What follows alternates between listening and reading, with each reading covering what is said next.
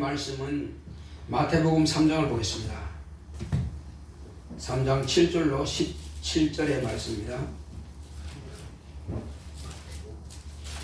마태복음 3장 7절로 17절의 말씀.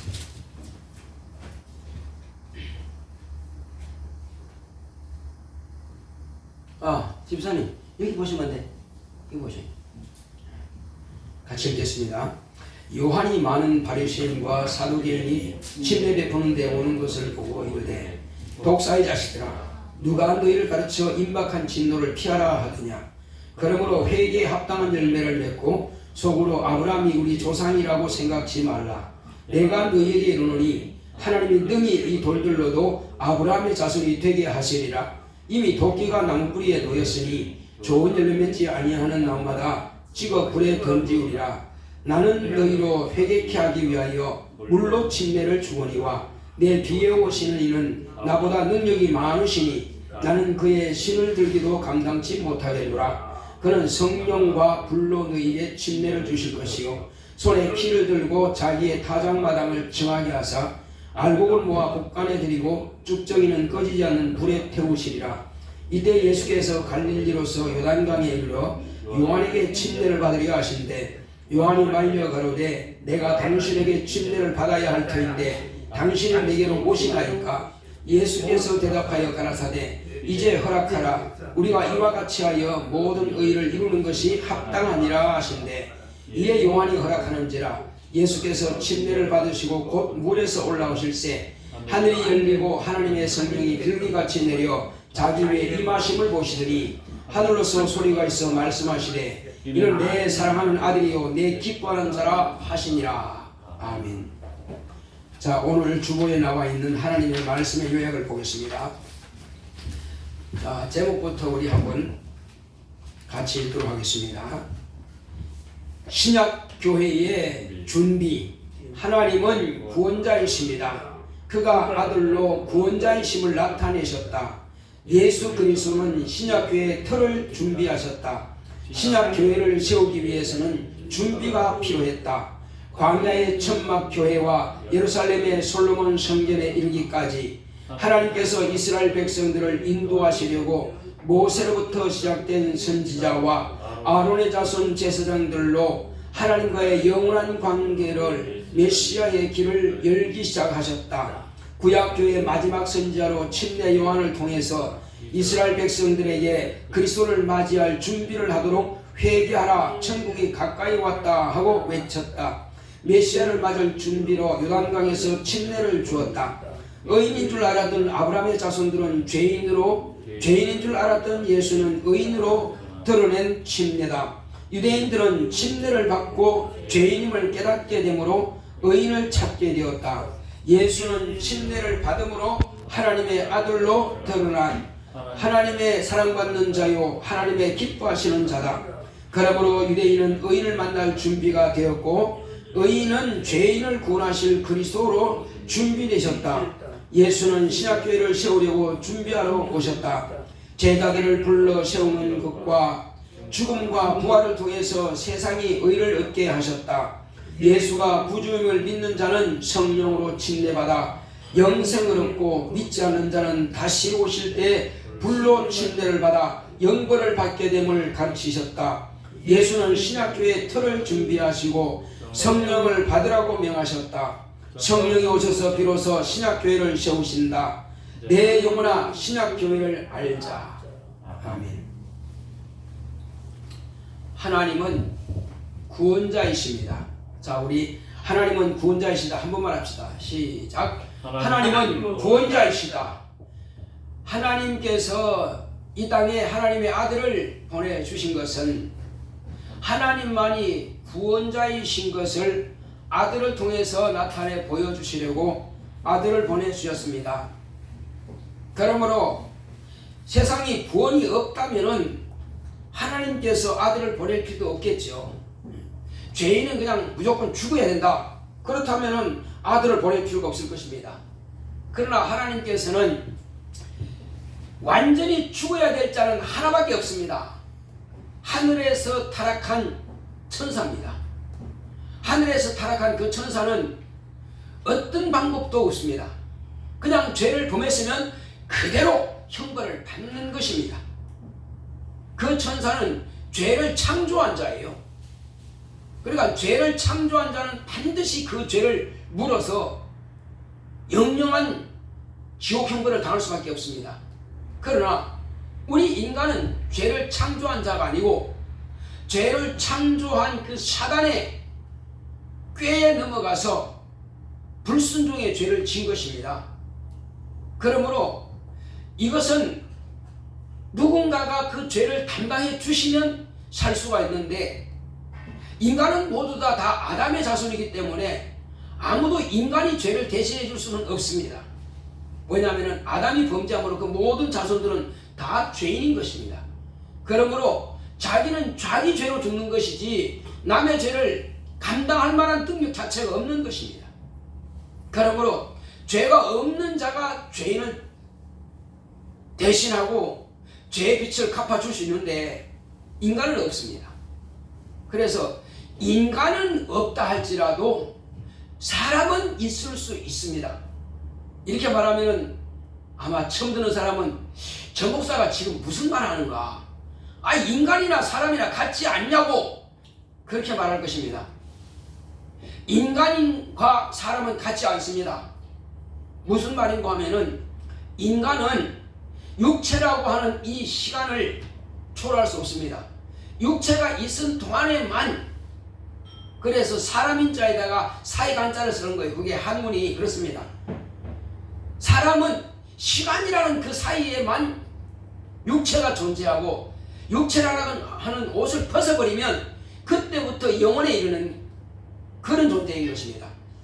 그러나 사람은, 우리 인간은 참 사람의 모양입니다. 참 사람은 하나님 아버지께서 아들을 세상에 보내실 때에 인간의 몸을 빌려서 참 사람으로 나타내실 분을 아들이라 하시고 그 아들을 세상에 보내주신 것입니다. 이제 이렇게 설명하면, 아, 그렇게 말하려고 인간과 사람을 구별했구나, 이렇게 막 이해할 겁니다. 그래서 사람은 인간이지 참 사람은 아닙니다. 다만 사람은 참 사람의 모양입니다. 참 사람은 누구냐? 그는 하나님 아버지 품에서 나오신 하나님의 아들, 하나님의 아들이 사람의 형상, 그러니까 그분 자체가 사람이에요. 우리 인간은 그분에 닮은 것이고, 그분은 모양을 본떠서 우리를 미리 흙으로 만드셨고, 그분은 원래 이 모양으로 계신 분이십니다. 우리 모습으로 계신 분이요. 그래서 야곱이 자기 형 예서를 만날 때에 아마 사람들은 그럴 겁니다. 저 야곱 봐라, 간사하게도 저렇게 형님 비유 맞추려고 그렇게 말하는가 보다 하겠지만, 나는 야곱이 하는 말이 정상이라고 생각합니다. 야곱이 형 예서를 만날 때 뭐라고 하는지 아세요? 계속 오면서 계속 전화합니다. 계속 전해요. 전하면서 딱 얼굴 맞으면 뭐라는 줄 아세요? 형님 얼굴을 뵈니 하나님의 얼굴 뵙는 것과 같습니다. 형님은 하나님의 얼굴을 하고 있습니다. 이렇게 말했단 말이에요. 그게 정상이란 말이에요. 그래서 사람들이, 우리가 이제 나 하나님 만났다, 나 하나님 안다, 나 하나님 보았다, 만약에 이렇게 말한다면 사람들이 너 참 미쳐도 고이 미치지, 아주 그냥 이상하게 미쳤구나, 막 이렇게 말할 겁니다. 그렇다면 네가 보았다는 그 하나님을 나에게 보여봐라. 그러면 내가 믿을게. 그러면 여러분들은 뭐라고 말하면 쉬운 줄 아세요? 아주 쉽게 대답하십니다. 내가 네 얼굴을 보니까 하나님 얼굴 보는 것 같다, 이렇게 말해주면 됩니다. 무슨 소리야 하겠습니다. 무슨 소리야? 하나님께서는 본래 그렇게 만드셨단 말이야. 우리 인간의 얼굴을 누구 얼굴로 만들었다고요? 하나님의 얼굴. 우리 몸을 누구 몸으로 만드셨다고요? 하나님의 몸으로. 그래서 짐승은 각각 다른 짐승의 그런 모양 곧 형상이 있습니다. 우리는 인간 자체의 형상이 아니고 하나님의 모양을 따라서 지음받은 하나님의 모양이에요.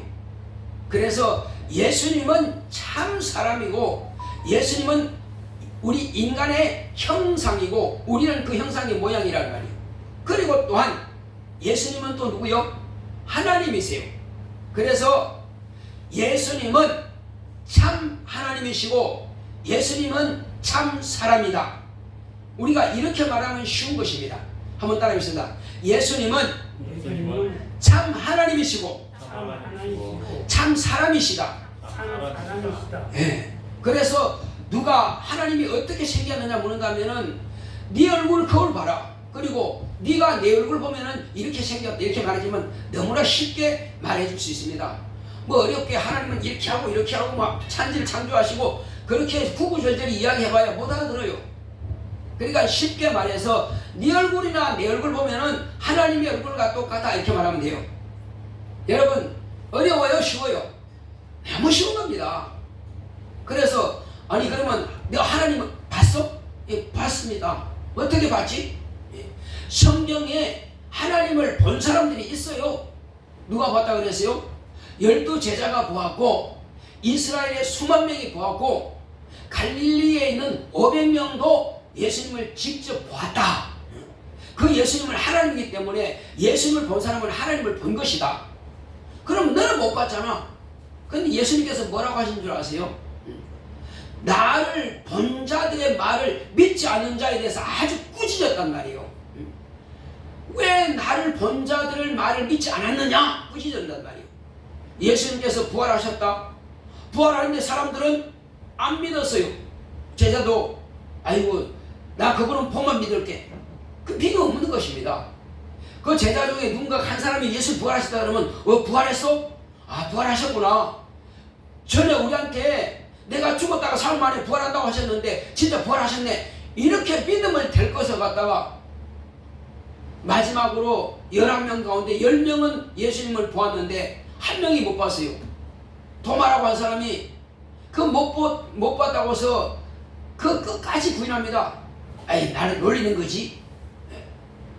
내가 그분의 손가락 집어넣어보고 난 그분의 옆구리에 손을 집어넣어보고 이렇게 믿겠다는 거예요. 근데 예수님께서 나타나신 겁니다. 도마야 네 손가락을 내밀어서 내 손에 넣고 또 네 손을 내밀어서 내 옆구리에 넣어봐라 하니까 이제야 믿는 것입니다. 그래서 주님은 막 꾸짖으신 거예요. 어째서 내가 살아난 것을 본 자들의 말을 믿지 않았느냐고. 이건 믿음이 없는 거라고. 믿음은 보는 것을 그대로 믿는 거고 이거는 믿음이 아니에요. 믿음은 뭐냐면은 보지 않는 것을 보는 것처럼 믿는 것이 그것이 믿음이란 말이에요. 믿음은 우리가 보는 것 이 자체를 믿는다 말하지 않습니다. 이것은 뭐예요? 실상이라고 그래요. 현재 현 상황이라고 합니다. 현재 현 상황. 그런데 예수님께서 2000년 전에 부활하신 것을 본 사람들의 말을 우리는 그대로 믿어요. 그러면 그들의 체험한 것과 내가 지금 그 사실을 믿는 것과 이 간접 체험이라고 합니다. 그 체험을 우리가 어떻게 알아요? 그들이 본 자들의 말을 기록한 것을 우리가 그대로 인정하는 거예요. 아, 그들이 보았구나. 그럼 나도 본 것과 같은 거예요. 네. 그리고 이제 우리가 내게서 직접 이루어지는 것을 우리가 알아야 됩니다. 난 내 육체에 가시적으로는 보지 못했다 할지라도 영으로는 그분을 만나고 있다는 사실이에요. 어떻게 만날 수 있어요? 예수님께서 올라가시면서 약속하신 그 성령을 우리에게 부어주심으로 저와 여러분들은 그 성령을 다 모셨기 때문에 그래서 영으로 우리가 하나님을 직접 만나고 뵙고 있는 것입니다. 누구도 이거에 대해서 부인할 수 없다는 사실이에요. 지금도 그 현상이 나타나고 있기 때문에. 그래서 예수를 본 자들의 말을 믿는 것은 예수를 본 것이요. 그 믿음을 하나님 앞에 인정받아서 그 믿음을 따라서 아버지께서 성령을 우리에게 보내주신 것입니다. 그러니까 기록된 말씀을 믿는 거나 현상적으로 나타내신 그분을 믿는 거나 같은 믿음이란 말이에요. 자, 그런데 오늘 이제 예수님께서 오실 목적이 뭐냐? 먼저 예수님께서 오시기 위해서는 반드시 예수님보다 먼저 온 자들이 필요합니다. 그리고 반드시 예수님은 예언이 필요하단 말이에요. 왜? 오늘날 저와 여러분들의 믿음을 더 견고하게 하기 위해서, 더 확실하게 믿음을 갖게 하기 위해서는 예수님이 누구냐 하는 것을 하나님의 증거가 필요하단 말이에요. 그래서 구약 약 1500년 동안, 아브라함부터 시작하면 약 2000년에 걸쳐서 아브라함과 이삭과 야곱, 곧 이스라엘 백성들 침례 요한까지 하나님의 아들 메시아가 이런 모습으로 오실 것이라 하는 것을 다 예언한 것입니다. 제일 첫 번째 한 것은 하나님께서 아브라함에게 약속하신 거예요. 네 씨로 만나면서 대적의 문을 얻을 것이다. 또 그가 그로 인해서 온천한 만민이 다 복을 받을 것이다. 약속하신 그 약속을 2000년 동안 계속 선자들과 성경의 기록을 통해서 오늘 저와 여러분들을 위해서 이렇게 기록해 놓으신 것입니다. 그래서 구약 성경에는 세 가지 직분이 있지만은 그 중에서 특별한 직분은 뭐냐? 모세를 통해서 하나님의 입의 역할을 하는 사람이 있어요. 그를 선지자라 하는 것입니다. 선지자는 어느 지파를 따로 택하시는 것이 아니라 그때마다 하나님의 경륜을 따라서 하나님의 섭리대로 택하여 쓰셔서 하나님의 입의 역할을 했습니다. 또 어떤 사람은 곧 예수님의 형 아론은 뭐 했느냐? 하나님께서 모세를 통해서 아론에게 기름 부으라. 그 기름 부음 받은 자를 제사장이라고 하는데, 그 제사장은 하나님의 아들이 이 땅에 오시기 전까지 하나님과 이스라엘 백성들과의 관계에서 중보자의 역할을 하는 거예요. 오늘날 예수님은 하늘 보좌에서 대제사장으로서 아버지와 우리 사이의 중보자이십니다. 그러므로 아직 아들이 오시기 전이었기 때문에 아론을 통해서 이스라엘 백성들과 하나님 사이에서 중보 역할을 하는 겁니다. 이스라엘이 죄를 지었으면은 그 죄를 대신하기 위해서 기름 부음 받은 제사장을 통해서 짐승을 끌어오면은 제사장한테 나는 이런 죄를 지었습니다. 하나님께 이 죄에 대해서 속함받을 수 있도록 해주세요 하면은 그 제사장이 양이나 염소나 비둘기를 잡아서 이렇게 번제로 하나님께 드립니다. 그러면 이제 죄를 대속죄죄라 그러죠. 속죄죄를 사함받습니다. 속죄죄로. 그러나 그들의 육체의 죄만 사함받을 뿐이지 영혼의 죄는 그대로 있는 거예요. 모세도 아론도 모든 아브라함도 육체의 죄에 대해서만 이렇게 짐승을 잡으면은 그 짐승을 통해서 의롭다 함을 받으나, 그러나 영혼은 아무 상관없습니다.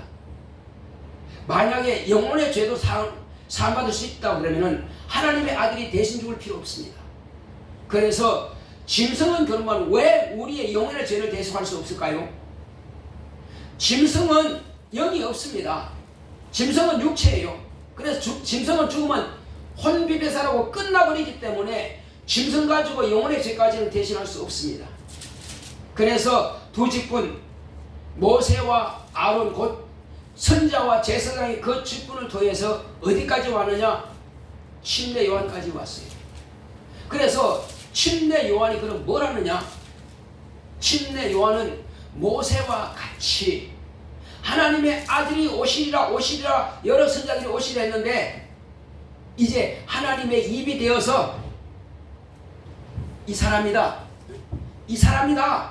하고 바로 앞에 침례를 받는 이 사람이 하나님의 아들이고, 지금 너희들이 양을 잡아서 피를 흘려서 너희들의 육체의 죄를 대속함 받는 것처럼, 대속죄 되는 것처럼 바로 이 사람이 하나님 앞에 있는 어린 양처럼 그렇게 이가 너희들의 죄를 대신해서 죽임당할 것이다. 그래 보라 하나님 앞에 있는 어린 양이로다. 이렇게 소개한 것입니다. 그래서 침례 요한은 마지막 선지자요 제사장의 직분이 끝나는 것입니다. 그래서 침례 요한은 제사장의 아들인 것입니다. 제사장의 아들로 나서 제사장과 같이 그가 뭐하죠? 이제 안수하면 제사장이 양을 잡아서 뭐하죠? 양을 잡아서 하나님께 번제로 드리는 것입니다. 그래요. 내 죄를 맡기는 거예요. 마찬가지로 예수님은 침례원으로부터 침례를 받고 물에서 나옴으로써 그때로부터 그리스도라는 직분을 받는 것이고 그때로부터 죽임당할 것을 작정해버린 것입니다. 이제 육체로 오신 그분은 본래 계획은 아버지 뜻에 있었지만은 침례원으로부터 침례받고 물에서 딱 나오면서 그리스도가 뭐냐? 그는 우리의 죄를 담당하실 분이란 말이에요. 그리스도는 기름 부음 받았다는 거예요. 왜 기름 부음 받습니까? 우리의 죄를 담당하실 분으로 또 우리의 죄에 대해서 그분이 중보하시기 위해서 그분이 또 영원한 왕이 되기 위해서 그래서 그분은 기름 부음 받는 거예요. 그래서 침례를 받고 물에서 올려진 그 순간에 사람들이 볼 때는 저는 아브라함과 다윗의 자손이 아니냐? 아브라함과 다윗의 자손은 다 죄인입니다. 그러면 그도 죄인인 줄 알았는데 침례원으로부터 침례를 받고 딱 물에서 나오는 그 순간에 아 이는 죄인이 아니고 의인이구나 하는 증거가 나타나버린 것입니다. 무엇으로 나타났어요? 하나님께서 이는 내 사랑하는 아들이다 이렇게 말씀하시므로 하나님의 아들은 죄인이요 아니요? 당연히 아니죠. 그래서 의인 증거가 나타나신 겁니다. 하나님 아버지께서 친히 내 아들이라 하심으로 의인인 것이 증거됐습니다. 자, 그런데 지금까지 예수님께서 오시기 전 침례원으로부터 침례받기 전까지는 이스라엘 백성들이 많이 침례를 받으러 침례원 앞에 왔습니다. 근데 그들은 나는 아브라함의 자손이니까 죄가 없을 거야. 그렇지만은 딱 침례를 받고 나올 때 그때는 나는 죄인입니다 하고 두 손 바짝 들고 항복하는 것이에요. 나는 죄인입니다. 이제 나는 의인이 필요합니다 하는 거예요. 그래서 침례 요한의 침례는 인간에게는 죄인으로 드러나게 하는 침례요. 그래서 의인을 만날 수 있는 바로 기회가 제공되는 것입니다. 자, 그러나 예수님의 침례받은 것은 죄인인 줄 알았던 하나님의 아들 곧 아브라함과 다윗의 자손의 씨로 말미암아 이 땅에 나신 그분이 의인으로 나타내시는 것입니다. 이 두 가지 일을 한 겁니다. 그래서 이제 모든 이스라엘 백성들은 다 이 의인 예수를 만나야 산다. 예수의 말씀을 들어야 산다. 예수께서 행하신 그 모든 일에 대해서 인정하고 믿으면 산다. 이것을 이제 침례 요한이 말해준 겁니다. 그런데 지금 침례 요한 앞에 두 부류가 왔어요. 어떤 부류가 왔느냐? 하나는 사두개파요. 하나는 바리새파 사람들이 왔어요. 바리새파 사람들은 영도 있고 천사도 있고 부활도 있고 다 있다고 합니다. 그런데 아브라함이 우리 조상이기 때문에 하나님께서 그를 의롭다 했으니 우리도 의인이다. 그래서 율법을 철저하게 지키고 율법대로 살기 때문에 나는 의인이다.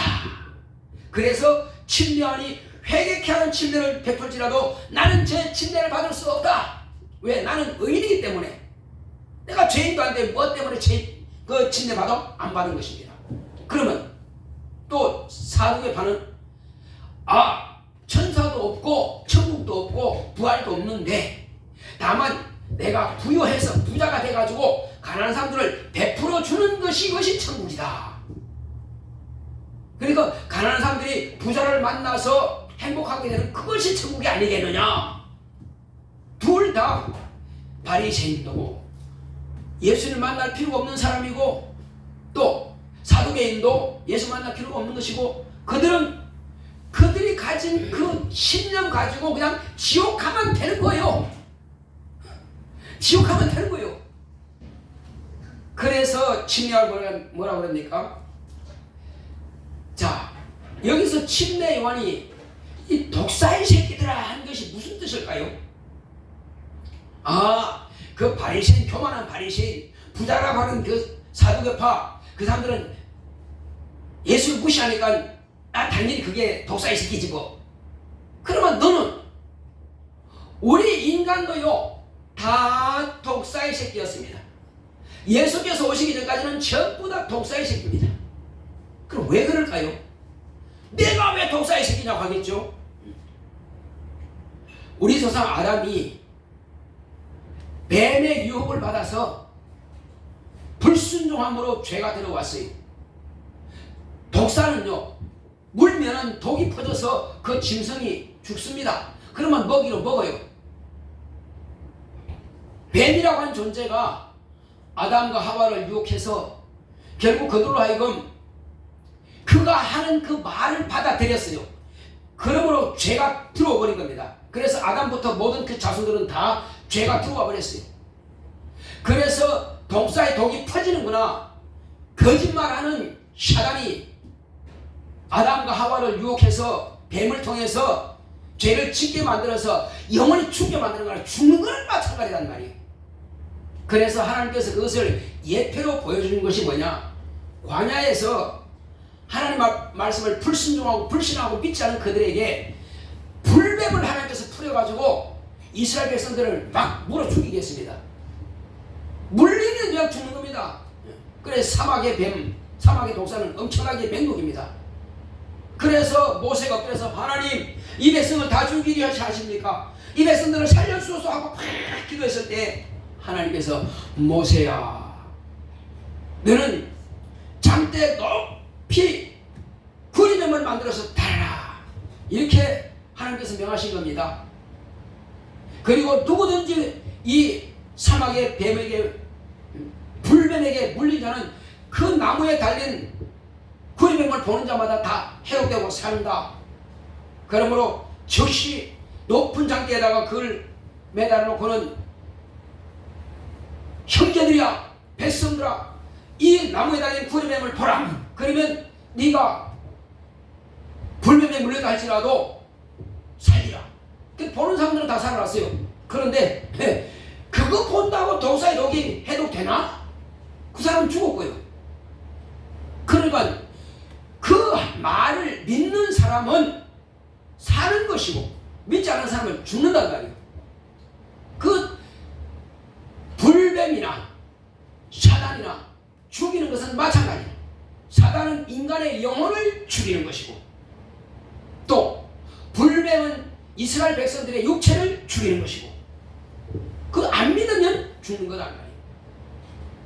자, 그 사실을 예수님께서 뭐라고 하십니까? 내가 나무에 달려야 하리라. 그러면 내가 정령 죽으리라. 죽으면 내가 사흘 만에 다시 살아나리라. 그리고 이제 너희들은 내가 그인 줄 믿지 아니하면은 내가 가는 곳에 너희가 오지 못할 것이다. 그리고 내가 들리면은 십자가 나무에 들리면은 온 백성들을 내가 다 내게로 이끌겠노라 이렇게 말씀하신 겁니다. 무슨 뜻일까요?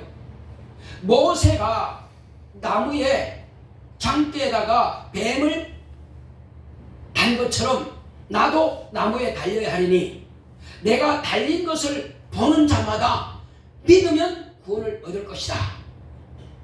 그러나 그 사실을 보지도 않고 믿지도 않고 인정하지 않으면 사막에서 불뱀에게 물려 죽은 사람들처럼 사단이 우리 조상 아담에게 유혹해서 죄를 짓게 만들어서 그 죄가 들어와서 다 죽은 것처럼 정령 죽으리라.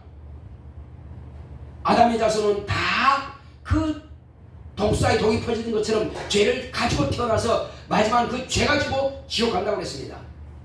그러나 이제 하나님의 아들이 오셔서 아담적부터 하늘로부터 내려오는 그 죄에 대해서는 당신이 지고 죽었습니다. 그래서 아담의 죄로 죽을 자는 없습니다. 멸망받을 자는 없단 말이에요.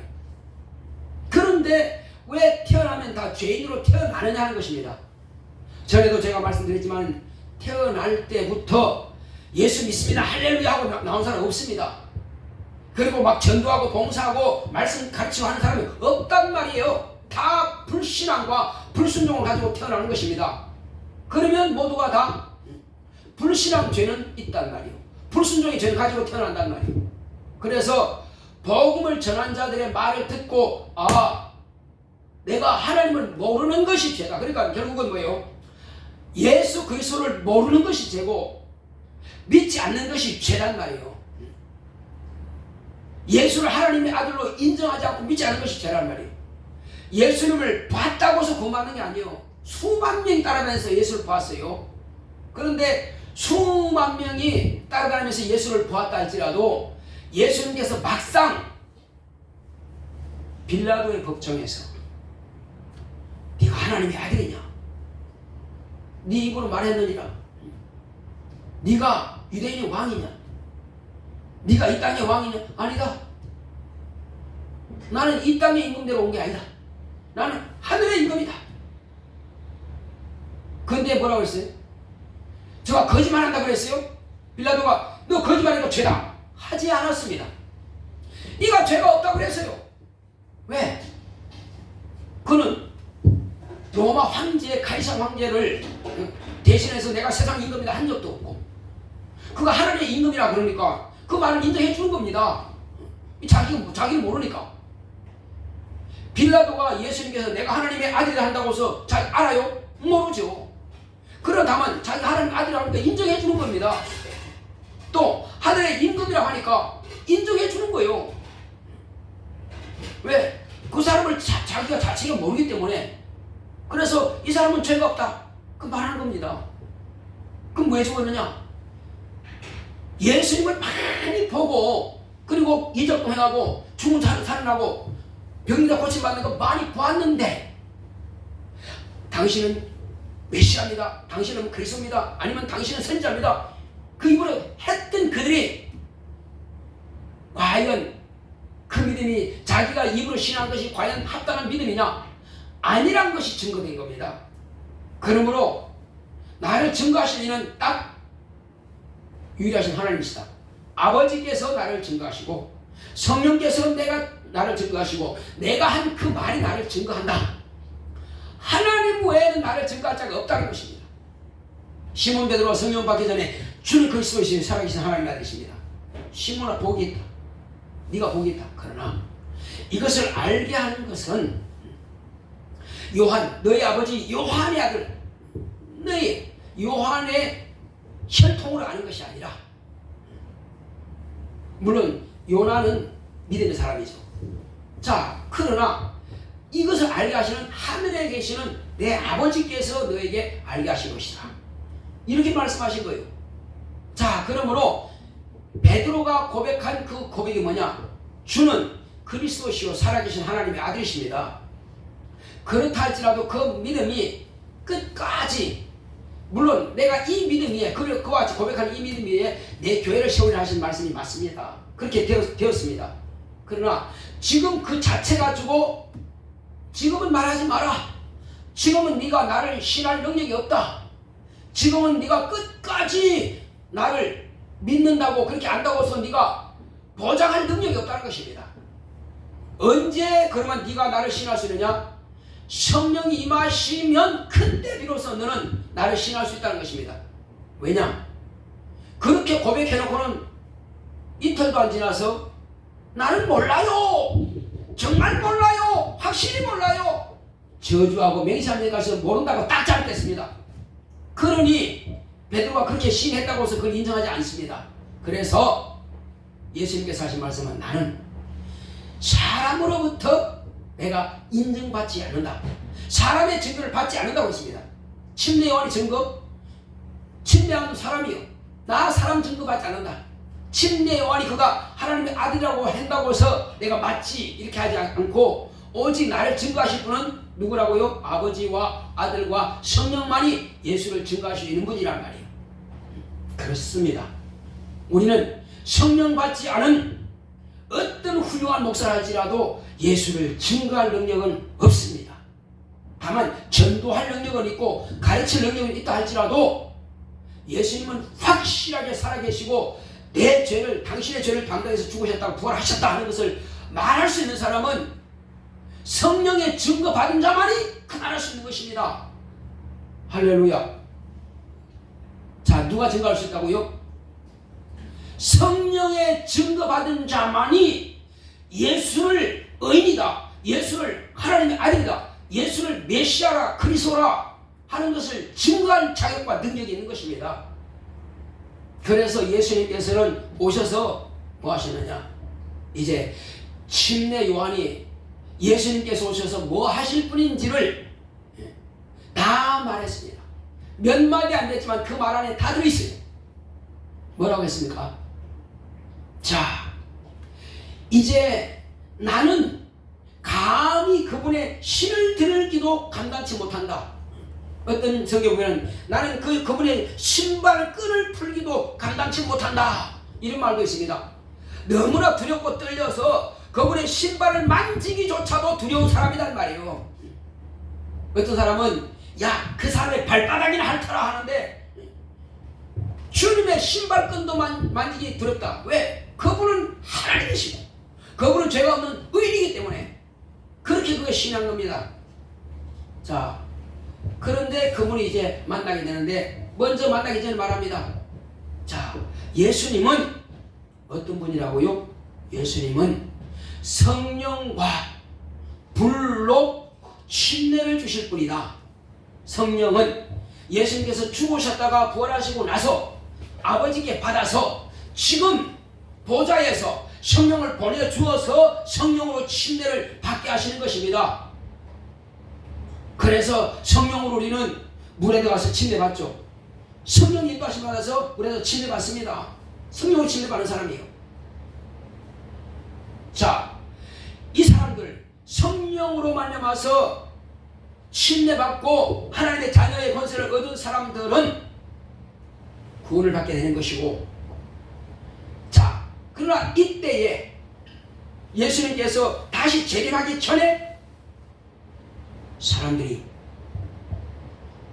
무시하고 전도자의 말을 믿지 않고 그렇게 무시했던 사람들은 장차 예수님께서 그들은 불로 침례를 주실 것이다.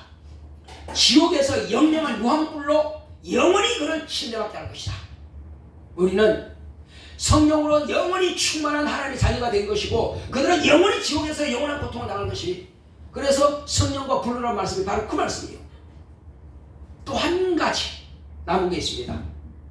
이제 그는 알곡과 죽정이를 키질해서 골라서 알곡은 곡간에 들이고 죽정이는 불에 태우실 것이다.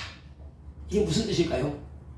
장차 이 땅에 사는 날 동안에 완전히 그냥 심판받지 않고 바로 천국에 들어갈 사람들, 이 사람을 제외하고 믿기는 믿었는데 제대로 알지 못하고 제대로 의지하지 않았던 사람들, 심판에 봐야 될 사람들, 그 사람들은 아브라함의 품에 가 있다가 장차 이제 모든 세상이 끝날 때에 예수님께서 백보자 심판대 앞에서 양과 염소를 갈라내듯이 죽정이와 알곡을 갈라낸다 이겁니다. 키질한다고 하는 것은 지금 시험을 해보는 거예요. 지금 살아있는 우리가 네 믿음이 확실하냐? 그러면 여러 가지 환난과 고난이 막 닥칩니다. 끝까지 그래도 내 환경이, 내 가정이 이렇게 풍비박산되고 내 사업이 망해고 내가 병들고 내가 죽어도 예수님은 내 주다. 끝까지 지킬 수 있는 사람, 그 사람은 낙원으로 가는 것이고, 그러다가 하나님은 있어! 이렇게 부인하는 사람들, 왜? 환경이 어렵고 병들고 고난당하고 이러니까 이제 왜? 하나님 모르는 사람들은 그렇게 종교생활 하다가 확 돌아서 가지고는 그냥 배신해버리고 교회를 갖다가 핍박하고 욕하고 믿는 사람들을 저주하고 이렇게 가버립니다. 그러니까 기치라는 거예요. 그렇게 해서 망하도록 확실하게 결정을 지게 만들어버립니다. 어렴풋해가지고는 살 수가 없어요. 그리고 마지막 심판대 앞에 가서는 이제 다 좋은 물고기는 팔고 나쁜 물고기는 버리고 하는 것처럼 쭉정이는 모아다가 다 지옥불로 그냥 집어넣어버리고, 알고 본 그때에 곤란해가지고 의인 가운데 악인을 갈라내리라 하신 말씀은 아브라함의 품에 가 있는 자들 가운데서도 곤란해가지고 이 사람은 확실하게 천국이고 이 사람은 아니다. 저울에서 기울어지면 끝나는 거예요. 그래서 주님의 말씀에 확실하게 하나님의 말씀을 그대로 예수를 믿는 사람은 천국을 가는 거예요. 이것을 지금 침례 요한이 말한 것입니다. 그래서 시작과 끝을 침례 요한이 말해 주었어요. 그리고 이제 침례 요한은 이것이 지금까지 아브라함부터 자기까지 오게 된 그 사건에 대해서는 예수님께서 하신 모든 말씀들을 통해서 알 수 있습니다. 침례 요한은 아직 그건 모릅니다. 저가 그렇게 할 뿐이라고 그랬죠. 그래서 오셔서 3년 반 동안 제자들을 택해서 가르칩니다. 내가 세상 죄를 담당하고 죽었다가 부활할 것이다. 그리고 내가 성령을 보내면 너희들은 비로소 나를 증거하게 될 것이다. 땅 끝까지 이르러 내 주인이 되라. 이것을 가르치고, 그리고 내가 아버지께로 보냈다는 그 증거는 뭐냐? 마귀를 정죄하고 마귀를 대적하고 마귀를 꾸짖고 마귀에게 속한 불신앙자들 그리고 귀신된 그들을 꾸짖어서 쫓아내버리고, 그리고 각세 병을 다 고치는 것, 내가 행한 그 일로 인하여서 아버지께서 나를 증거하신다. 너희도 내가 하는 것을 보았기 때문에 너희도 나를 증거하게 될 것이다. 하나님이 아들이 아니고서는 이렇게 할 수가 없다는 것입니다. 따르는 표적과 기사와 이적을 통해서 하나님의 아들이신 것이 나타난 것입니다. 그는 출생부터 사람의 씨로 잉태한 것이 아니라 하나님의 씨로 잉태했고, 그리고 침례받을 때부터 아버지께서 그를 인정하셨고, 아버지께서 그에게 아들의 권세를 주심으로 귀신을 쫓아내고 병을 고치고 마귀를 대적하시고 마귀를 멸하시고 대적의 문을 얻으신 바로 그분이 하나님의 아들이신 것을 당신이 증거하시고 나타내신 겁니다.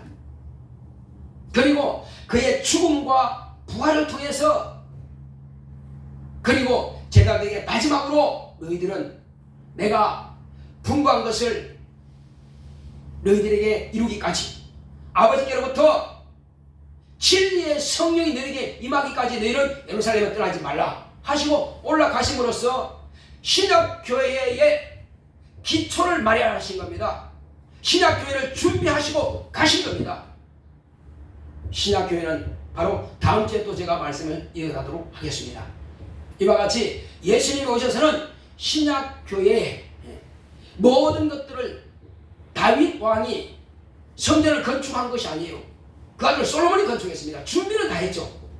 그러나 솔로몬이 그 건축을 완공한 것처럼 하나님의 아들은 다 준비해 놓으시고 성령이 오셔서 이제 그 위에다가, 어디 위에다가?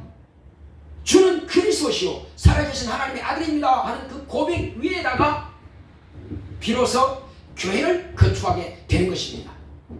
예수님의 죽음과 부활은 나의 죄를 담당하신 것이다. 그분은 의인이시다. 그분은 하나님의 아들이시다 하는 것을 성령이 가르쳐 주심으로 그 위에다가 예수 그리스도의 교회를 세우기 시작하는 것입니다. 할렐루야.